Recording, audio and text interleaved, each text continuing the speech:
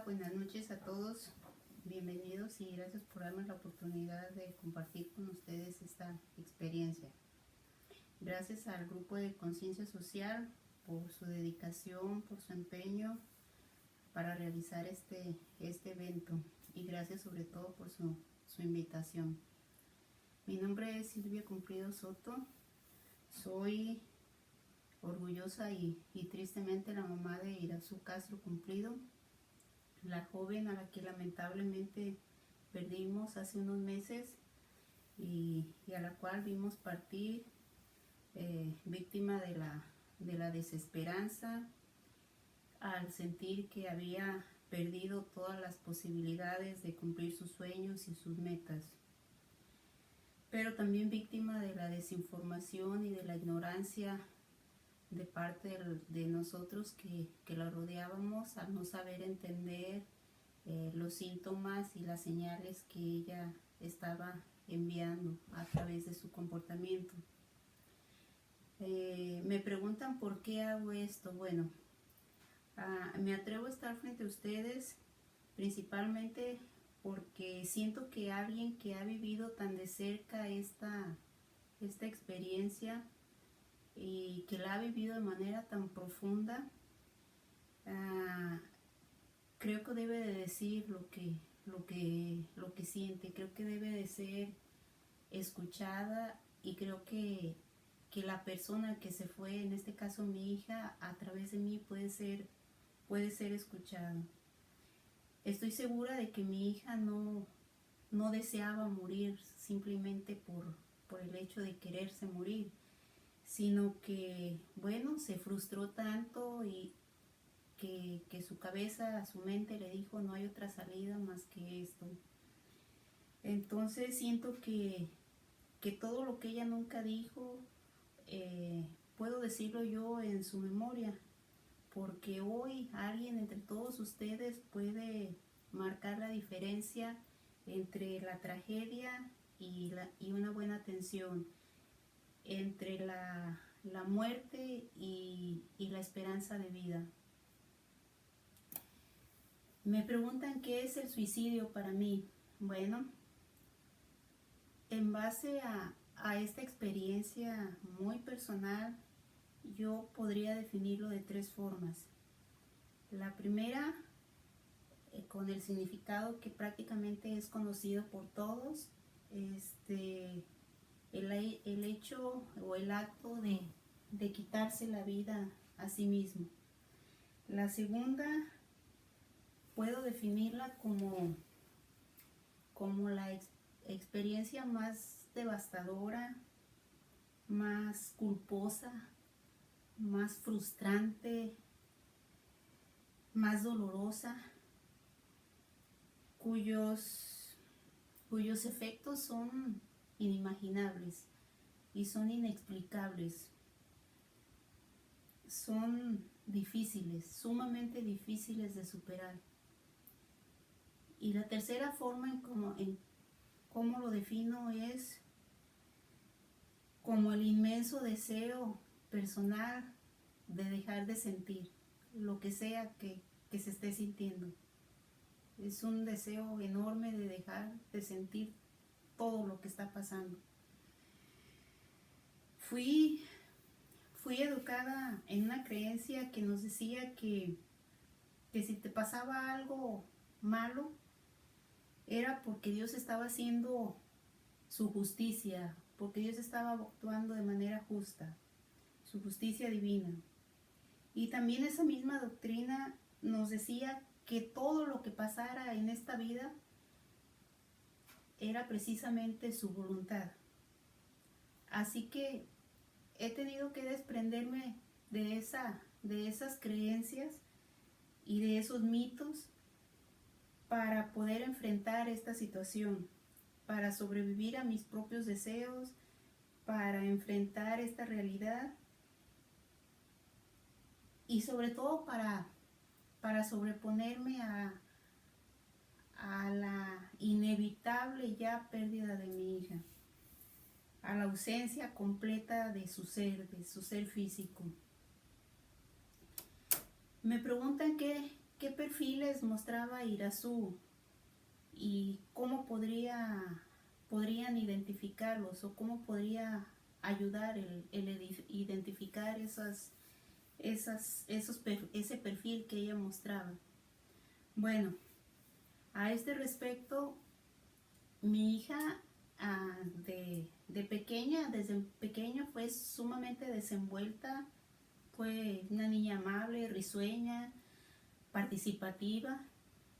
Yo creo que quienes la conocieron no me dejan mentir. Más tarde, durante su adolescencia, era muy abierta, expresaba firmemente sus ideas, liberales, por cierto, ideas feministas, le hartaban los prejuicios, le gustaba el arte, le gustaba la música, bailar, las fiestas, hablaba de política, hablaba sobre igualdad, siempre en favor de los derechos de las mujeres y de los homosexuales, en contra del racismo. Era francamente abierta y amigable. Aparentemente no había señales que hicieran pensar que algo estaba mal. E incluso en la misma familia pensábamos que tenía un carácter demasiado fuerte. Sin embargo, bueno, hoy tardíamente recuerdo cuando comenzaron esos cambios, cómo se fue transformando de manera lenta y bueno, cuyo final definitivamente no fue feliz.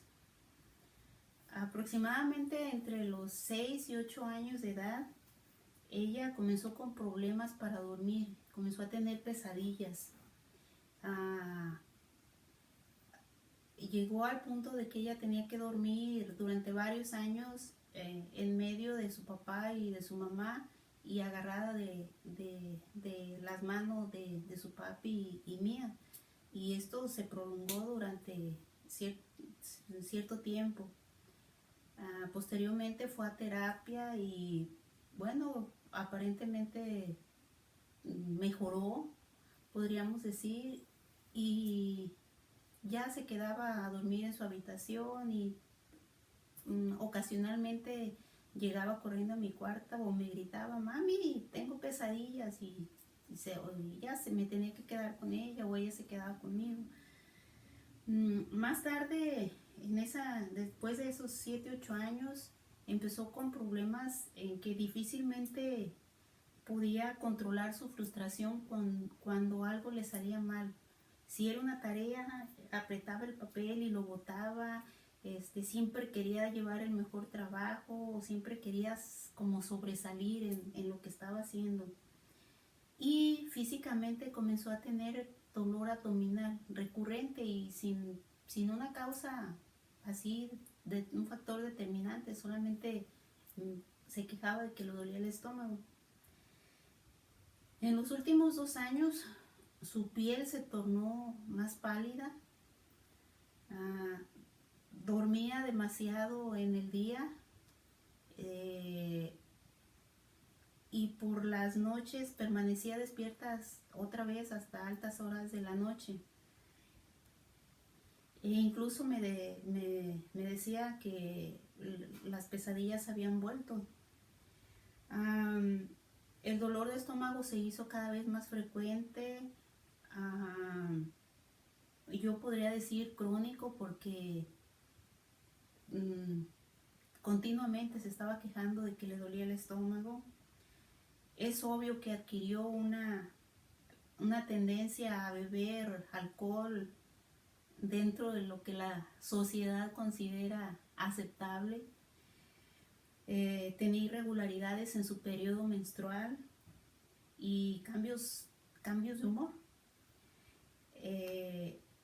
Últimamente la escuchaba quejarse de que no tenía ganas ya de jugar, de hacer ejercicio, de que no tenía ganas de salir. Inclusive llegó a decirme que sentía como que el corazón le palpitaba rápidamente. se quejaba de que se sentía cansada todo el tiempo, solo quería llegar de la escuela y acostarse a dormir. Esto fue durante los últimos 2 años. A pesar de haber acudido a consulta en varias ocasiones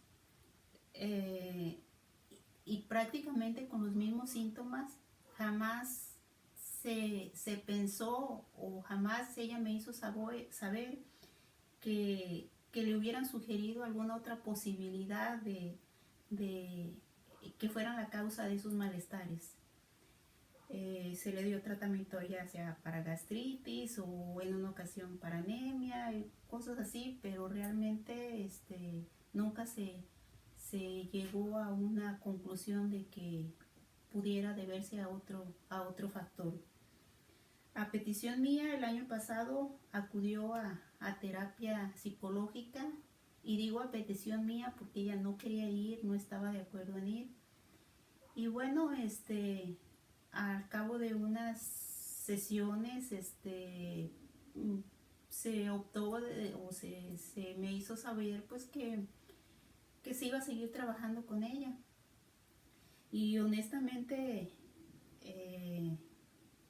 yo, al igual que cualquier otra persona a su alrededor, no supe ver la gravedad del problema. Yo creí que con el estudio, la universidad, la entrada a la universidad, la niña, las ocupaciones que tenía, el conocer más gente, esa etapa de depresión o de ansiedad que estaba teniendo, se iba a mejorar. No hubo el tiempo, no hubo una derivación hacia un psiquiatra para que tomara algún medicamento, nada de eso pasó. Yo creo que no vimos la gravedad del asunto. Sin duda alguna, hubo un detonante que empeoró la situación en los últimos meses, y creo que fue el temor al rechazo social, que honestamente ya lo había vivido durante gran parte de su vida. Las circunstancias de sentir que iba a tener que volver a pasar por lo que pasó durante su embarazo y durante el alumbramiento de la bebé. Yo creo que todo eso le causó tanta confusión y tantas emociones encontradas al respecto que prefería callar la situación. No pidió ayuda, nunca nos dijo nada, absolutamente nada. Simple y sencillamente lo decidió sufrirlo como ya lo había hecho, callada, en silencio por las noches, y nunca se nos enteró de nada. Ahora lo vemos y decimos, las señales eran evidentes, las señales estaban, los síntomas se notaban, pero precisamente la ignorancia al respecto, la desinformación sobre un joven deprimido, sobre el comportamiento que tienen las personas que están sufriendo un trastorno emocional, no nos permitió verlo. No ignoramos el concepto de la depresión, ignoramos todas esas evidencias, todas esas señales que ella estaba mandando de una o de otra forma. Lo publicaba, inclusive habló conmigo en cierta ocasión en que una joven en redes sociales se suicidaba junto con su hijo. Ella estaba mandando señales de alerta. Lamentablemente no lo supimos ver, y yo creo que básicamente se debió a que no estábamos informados de que los jóvenes o las personas que están en este estado envían señales y nosotros no las sabemos comprender. Como hija mía, yo creo que ella también aprendió a ser fuerte de apariencia, pero por dentro lo que yo trataba de utilizar para fortalecerme y para sobreponerme, para luchar, a ella la fue consumiendo, la fue debilitando. En ella el efecto fue todo lo contrario. A la pregunta de ¿cuál sería la posible solución para ayudar a prevenir el suicidio? Bueno, como madre de una víctima y como sobreviviente a mis propios deseos, hoy ante ustedes, padres, madres, maestros, psicólogos, doctores,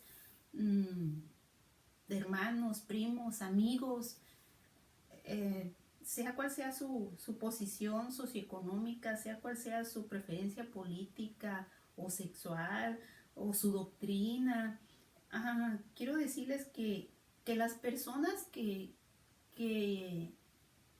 se autolesionan o que tienen la intención de suicidarse o que se han suicidado,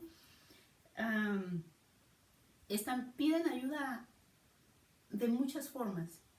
Que detrás de cada persona con una mirada triste, con exceso de alcohol, con cutting en su piel,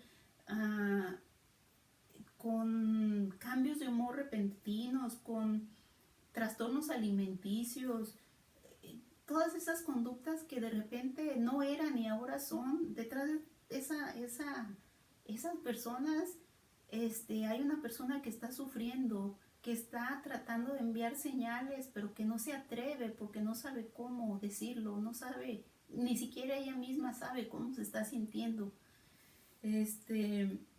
Pero sin duda alguna, hay personas que dicen, es que nada más está tratando de llamar la atención. Efectivamente, esa persona está sufriendo y está tratando de llamar la atención. Eso es un hecho. Están tratando de llamar la atención de la persona que los ama y a las personas a las que esa persona ama. Necesitan nuestra atención. Yo lo único que puedo decirles a este respecto es que se informen cómo deben de tratar a un paciente con estas señales, con estas manifestaciones clínicas como dolor crónico o con una crisis de histeria. Pregunten cómo está su estado de ánimo. A ustedes, doctores, 5 minutos más no les va a significar gran cosa. Una simple pregunta le puede dar a saber que esa persona está pasando por una situación mental grave, delicada. No los traten como que si les están quitando su tiempo. No los traten como PH, como histéricos. No, están llamando su atención porque se están sintiendo mal. Están sintiendo dolor crónico o repetitivo porque algo en su cabeza les está generando. Es una posibilidad, pero a ustedes les toca descartarla. A ustedes les toca... Ustedes son los que saben de salud. Ustedes pueden hacer algo por la salud, no solamente física de la persona, sino también mental. Usen las palabras adecuadas.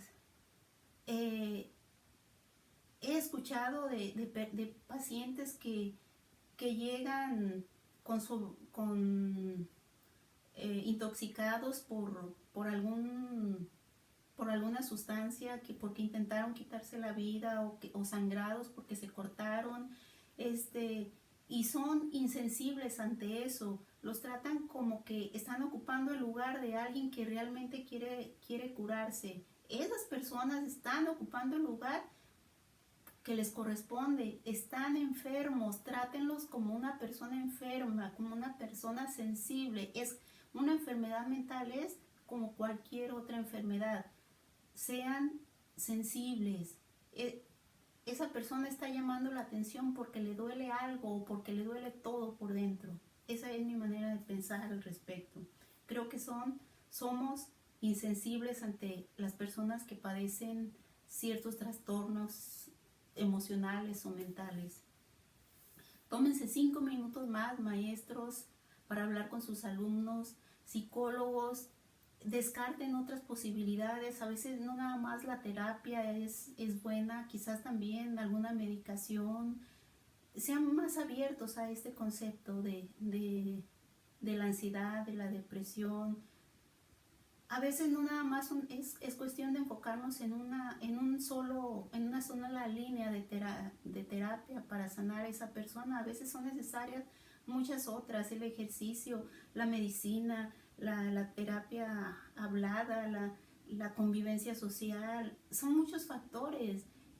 No necesariamente van a sanar con uno solo. Es posible que sea la combinación de todos la que realmente ayude a esa persona. Me preguntan también cómo ha afectado esto a mi familia. Bueno, yo creo que es cualquier cosa que yo pueda decir al respecto está de más. Mi familia ha estado deshecha por meses.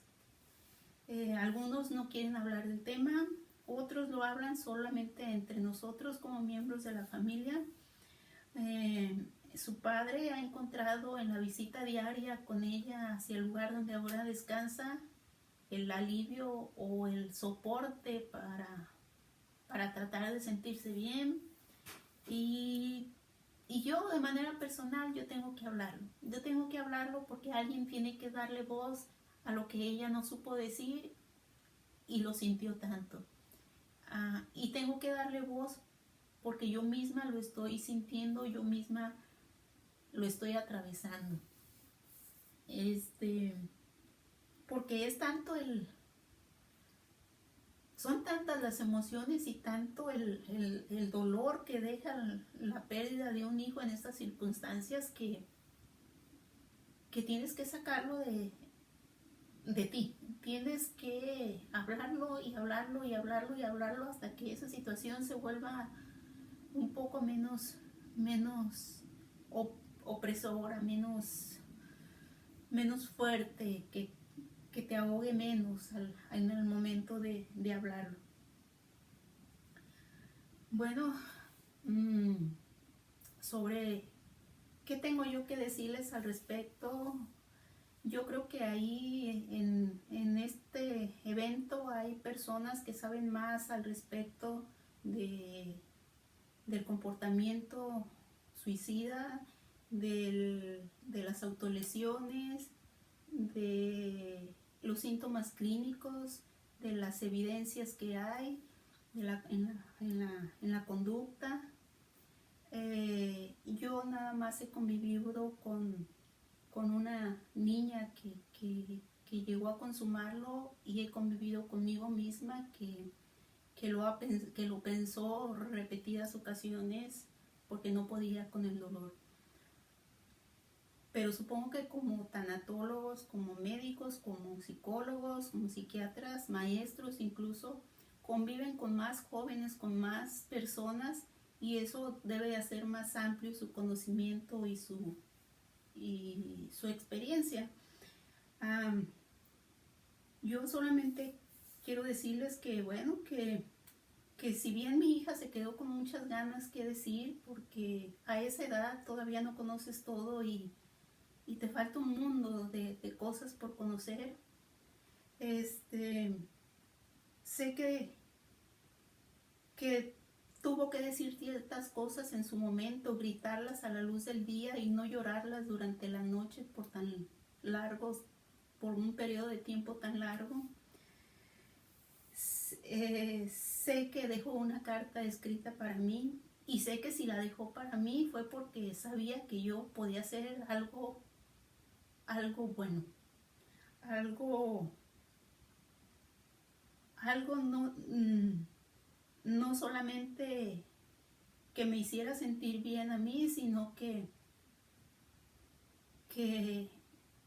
ella se sintiera bien conmigo, porque al final de cuentas, a pesar de que ya no esté, estoy estoy haciendo esto por ella, porque por ella y por todas esas personas que se han ido y no han dicho lo que sentían, que se fueron sin poder expresar lo que les estaba pasando. Yo no puedo esperar a estar mejor para hacer algo, sino por el contrario, tengo que hacer algo para poder estar mejor, para poder sentirme mejor. Las personas con enfermedades como depresión, bipolaridad, ansiedad, creo que clínicamente somos enfermos. No queremos estar enfermos, no escogimos estar enfermos. Obviamente no queremos morir, solo que el cerebro genera ciertas sustancias que nos hacen tener esos pensamientos tan difíciles de entender y nos hacen perder la esperanza de querer vivir.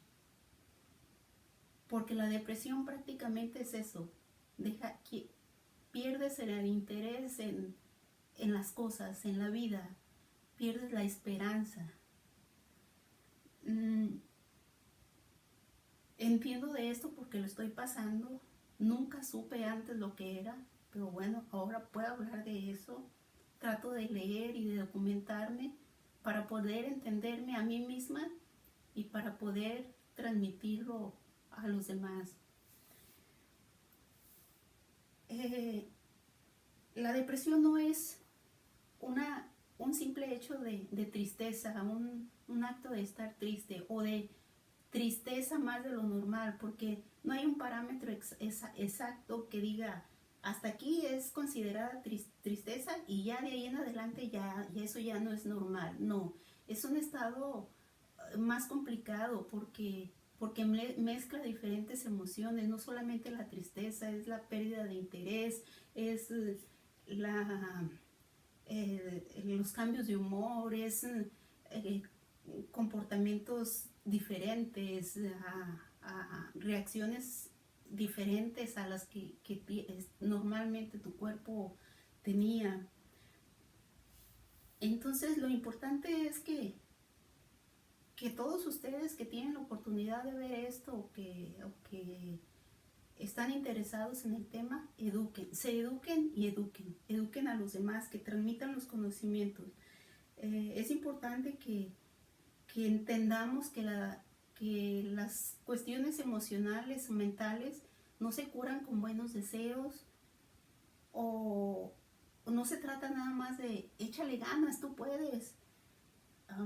No se trata de orar, de hacer oración o solamente de practicar ejercicio y con eso te vas a poner bien, o solamente con medicamentos te vas a poner bien, o solamente con la terapia psicológica. Es la combinación de todas estas o de algunas de estas cosas lo que nos va a hacer sentir bien, lo que nos va a hacer que volvamos a retomar la esperanza. La esperanza en la vida, la esperanza en nosotros mismos, y eso se logra transmitiendo el conocimiento, educándonos al respecto para no juzgar, para no tener prejuicios, para no estigmatizar y para ayudar a los demás. Si nos informamos, podemos hacer algo bueno al respecto de los demás. Si solamente nos dejamos llevar por prejuicios, por estigmas y por ignorancia, nuestros seres que amamos van a sufrir las consecuencias. Nosotros mismos vamos a sufrir las consecuencias. Eso es todo lo que tengo que decirles. Bueno, muchas gracias y espero que compartan sus experiencias y sus conocimientos. Gracias.